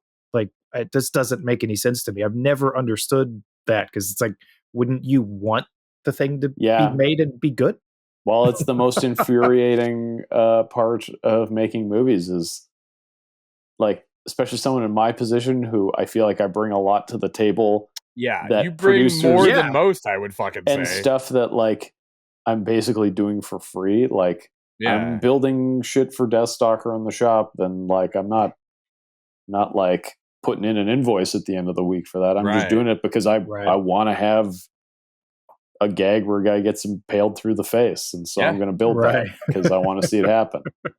So you would think that would be enough leverage to be like, okay, just here's the money and go do it. But it never is, because you're dealing with human beings, and human beings have personalities and anxieties and egos, and everybody brings their own baggage. And the more people you bring on, the more baggage that comes along with it, the more personalities that clash, the more, and so just the more problems get introduced. And also it's the nature of the types of movies I make.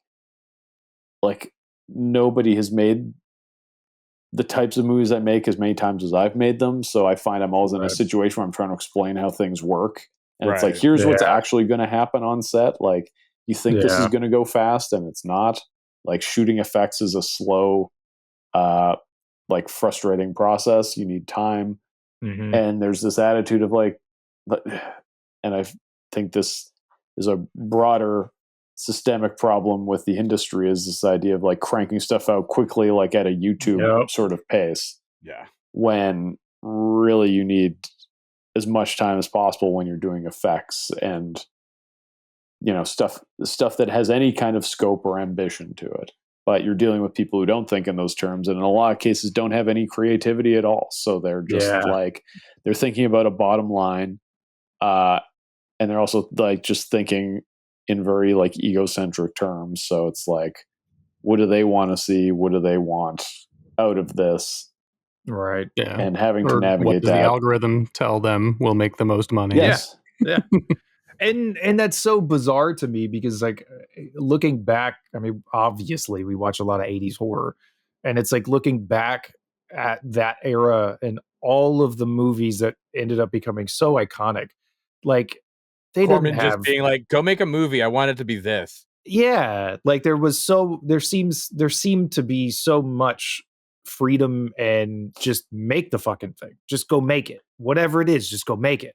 Well, I think it's also like an era where there were more revenue streams that were obvious, Yeah. that were quantifiable too. This is the issue with streaming, is that it's not like you're selling a physical DVD or Blu-ray to somebody, Right. you know, and it's like, here's the DVD, you give me $20, and I have a spreadsheet that shows how many I sold that Yeah. day, and then the distributor shows that you know, every quarter Right. or whatever.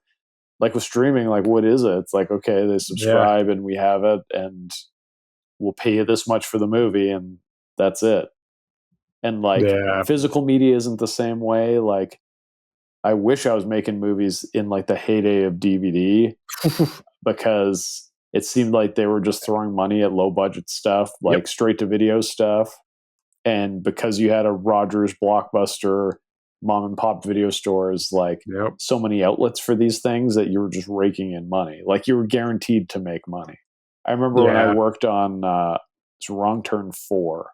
One of the producers told me that just because it has a name, regardless of the quality of the movies or like the value of the brand itself, like Wrong Turn is not like, it's not a Halloween or a Nightmare on Elm Street, but they said like just based on the name alone, from like selling it to Walmart on its like $2.5 million budget, they're guaranteed a return of like 12 million or something. What? Wow. So it's like, so it's like it's a no-brainer. It's like, of course, we'll just throw money at these things to make them happen. Whereas nowadays, like PG technically still hasn't made its money back, and that movie had an $850,000 budget Canadian. Wow. So First off, that's insane that you made it for that little. That's well, nuts. and again, it's a lot of like me in the shop by myself shooting inserts on my own. And it actually costs a lot more. You just didn't bill yourself for it. well, yes,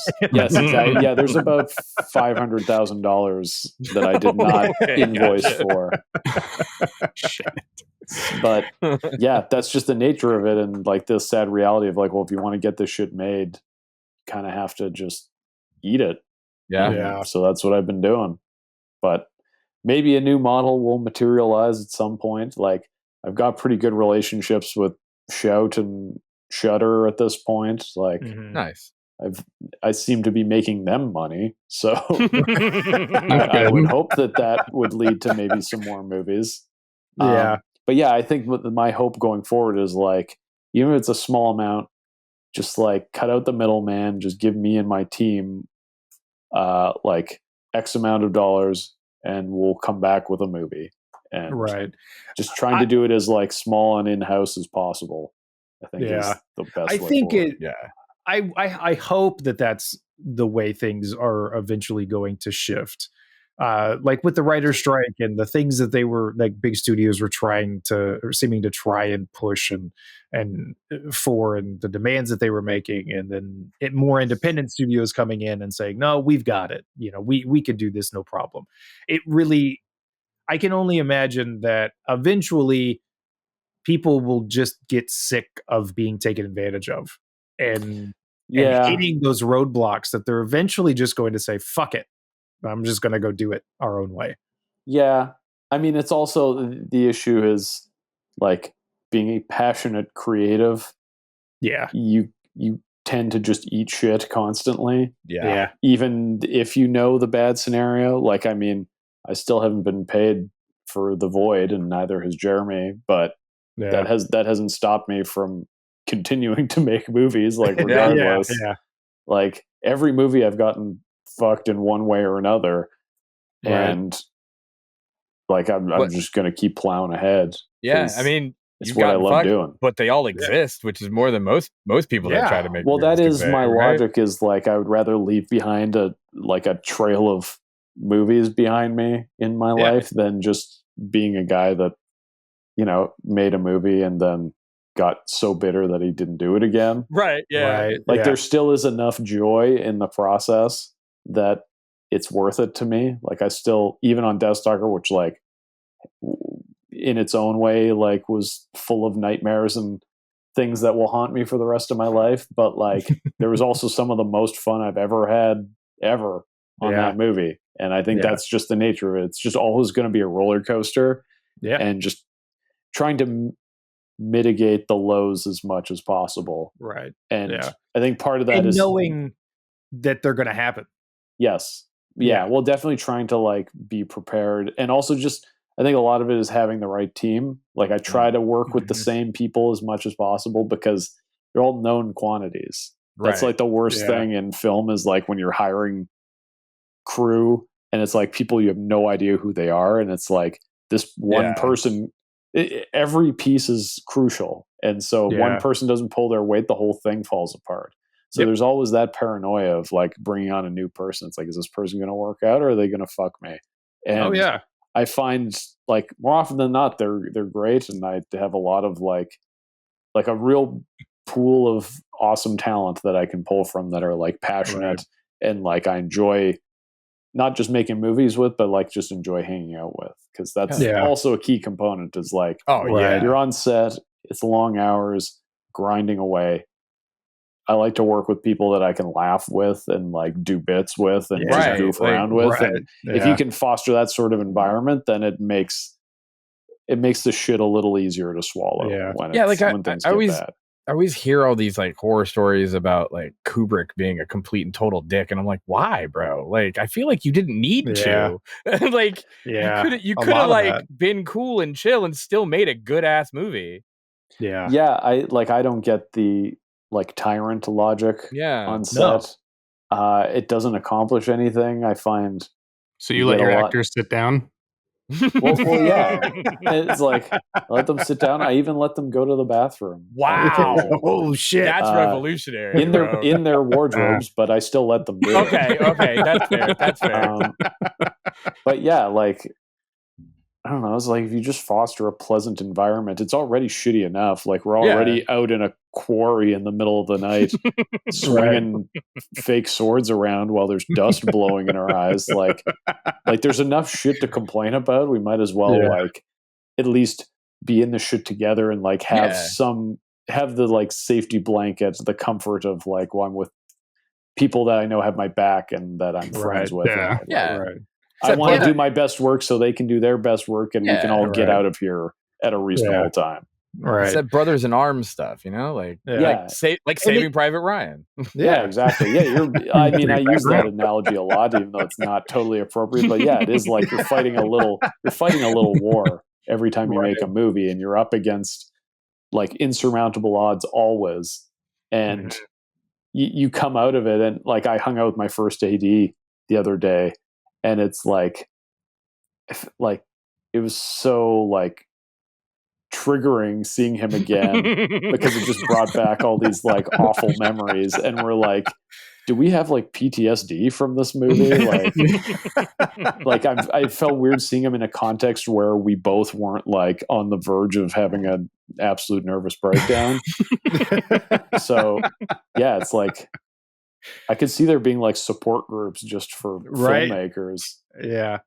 But I think that's it sucks to go through all of that. But the only way to come out on the other end is to go through with it and meet people who also go through with it and keep the same mindset of what you're describing. Because that's how else are you going to ever eventually build a core group of people that have your back. You know, and and it's like it's that yin and yang thing of like, you know, suffering is unavoidable. It's just how you manage it and what you do with it. Well, it's who you surround yourself with is Yeah. important. And that is a thing I've clocked, like, the deeper into my filmmaking career I get, is that, like, the stories are pretty consistent across the board. Like, filmmakers at all levels are going through this, whether it's like a giant movie or a super no budget thing. Like, everybody's fighting the same fight. And so it is, like, it's depressing, but also kind of comforting knowing that, like, Right. like it's not just me. Because Yeah. you definitely, Right, I will get that, like, imposter syndrome moment of, like, am I just doing this all wrong? Right. But then, you talk to other filmmakers and be like, no, this is No, this we're shit all happens everywhere. doing it wrong. Yeah. Yeah. Apparently, according to the producers, we're all doing it wrong, and that's why we can't get paid. Okay. Yeah. I feel like that might be the perfect end right there. Right. Yeah, that's the button. So the moral of the story is the people who are above you, just don't be a dick, Yeah. and then you'll get cool movies. Well, yeah, be a human being, be receptive. Yeah. Like, it is a collaboration, and collaboration's a two-way street. Like, take criticism. If you expect to be able to dish it out, you should be able to take it as well, I think is a big thing. So. It's like I understand the whole point on their perspective is bottom line is this going to make money, and the finances of everything. Like, even with what we do, all we're doing is making and selling t-shirts. Yeah. It's not that complicated. But the finances, like, you would never guess how fucking difficult it is just to make t-shirts. And the money management that it takes just to make fucking t-shirts. It's ridiculous. So I could understand the anxieties of all of that, but at the end of the day, it's like you have to. I don't know. Maybe certain people just are so consumed with the anxiety and worry and fear of what's going to happen in the future that they kind of allow that to get in the way of focusing on, well, hold the fuck on. We're just getting to make horror stuff. This is cool. Yeah. This is dope. Well, and the conversation I try to have with every producer at some point, sometimes it's successful, sometimes not, is like, I tell them straight up, I'm like, just tell me the box, like, build the sandbox, and I will play in the sandbox. Yeah. But if I don't know what the walls are, like, I can't do my best work. Right. Because I find a lot of producers just want to say no to everything, and it's like, how about instead of telling me when I don't have a thing, why don't you tell me what I do have, and, like, give me, like, tell me the ceiling, and then I'll go right up to it. And some people are cool with that and transparent, and some people just want to hold back on that information. So Well, dude. Transparency and clarity is everything, and communication is the big one. And if you can do those things, you have half a chance at making a fun movie, I think. Yeah. That's dope. Well, dude, we appreciate you taking time to do this, because out of, there's a lot of people making movies, but you have, out of all this stuff that you've described, all the difficulties and all that, I think you have really carved out like a string of movies and a specific vibe in your stuff that is very uniquely you. And that's pretty killer. Yeah. Well, I appreciate that. Yeah, I'm happy that people respond to my stuff, and because there's always that feeling of, am I just making these movies for myself? Right. Like, no. Am I dumb and this is all crazy? So it's nice when people are like, yeah, I watch your stuff and I didn't shut it off halfway through. That's a good feeling. No, that's when I discovered The Void. It was shortly after it had come out, and I can't remember what streamer it was on, but I think I was in like a Facebook group, and somebody was like, have you seen The Void yet? Like, you love practical effects. You're going to eat this shit up. Have you seen it yet? And I was like, I don't think I've ever heard of it. And he's like, don't watch fucking anything for it. Just go turn it on right now. And I was like, all right. And like you said, you just packed so much shit into that. And I was like, now there's a cult. Now there's this. Like, now what's going on? And I went right back to him, and I was like, you weren't kidding. Like, that's one of my new favorite movies.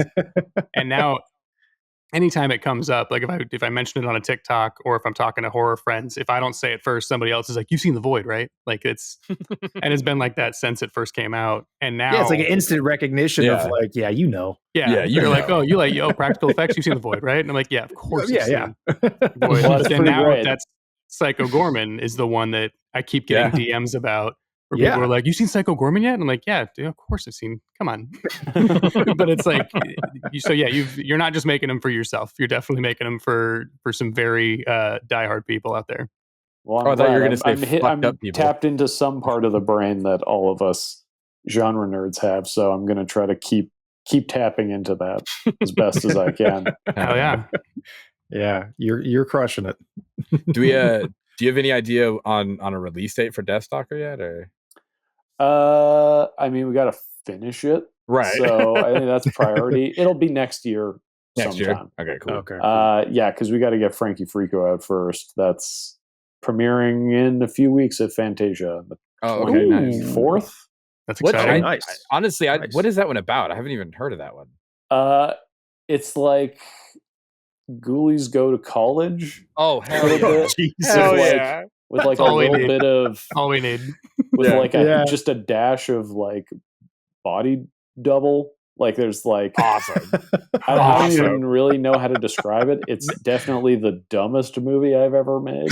Perfect. But I'm saying that like as a compliment to myself because I think that Perfect. nothing like this is out there right now, which kind of goes back to what we were talking about. Right. This was me filling the niche of like little monsters terrorizing somebody for Hell 80 yeah. minutes. So Sick. if that's something you guys vibe with, 100%. 100%. Absolutely fucking vibe. I just received my Critters box set in the mail today. I can definitely go for some Awesome. little Nice. monsters. Yeah. Oh, that was Nice. a bullet I dodged right after Leprechaun. Well, actually, when I was on Leprechaun, the Sci-Fi Channel guy was like, "Oh, you want to do Critters?" I was like, "Sure, why not?" Because I love Critters, and that. Right. Unfortunately, it didn't time out because of Psycho Goreman. They wanted to shoot it like immediately, and I was like, "Well, I'm gonna be on like." I go to camera for PG at the exact same time, so I can't. Gotcha. So Yeah. but Yeah. I don't know. That's not a franchise I want to try to. I'm glad I do have my Psycho take on Gorman. it. Yeah. Yeah, that's it. Yeah. I prefer Yeah. Psycho Like Gorman. I had some regret at first, where I was like, "Oh, am I missing out on something?" And then the more I thought about, it, the more I was like, "I don't really." Nah. Well, because you Isn't thought really Leonardo anything I want. DiCaprio was coming back, right? Right. Yeah, Yeah. and Well, they told me he was. Yeah. And he'd been talking to Jennifer Aniston, so it was clearly like Yeah, he heard about it. We needed Yeah. more You know? trivia on the Yeah. IMDb page. Yeah. Yeah, Jennifer Yeah, Aniston was exactly. like, "Look, he did such a good job with Leprechaun. I wasn't in Yeah. it." yeah. Leo calls me up and he's like, "Look, I Yeah. just talked to Jennifer. She She gave had me the nothing but rundown. nice things. Yeah, nothing but nice things. Said she had I'm a great fucking time on. on your movie, and I got to be in this." And you were like, I'm And, sorry. I just said, and I just hung up as he was talking. I didn't even give him a proper goodbye. So let me take this time to apologize to Leonardo DiCaprio for hanging up on him. I was very busy. He's pissed. It happens. He's fucking pissed. But maybe this will chill the tension. Yeah. There you go. Yeah. Maybe now we can be friends again. That's what we're here Yeah. for. Cooperama. Rekindling Yeah. friendships. Yeah. That's what Building this bridges. podcast is Yeah. about. Steven Yeah. Kostanski, Leonardo DiCaprio, a friendship forged in eternity. Yeah. Our people will reach out to his people. Yeah. We'll get it all good. Yeah. Yeah. Oh, things are cooking. I can't wait.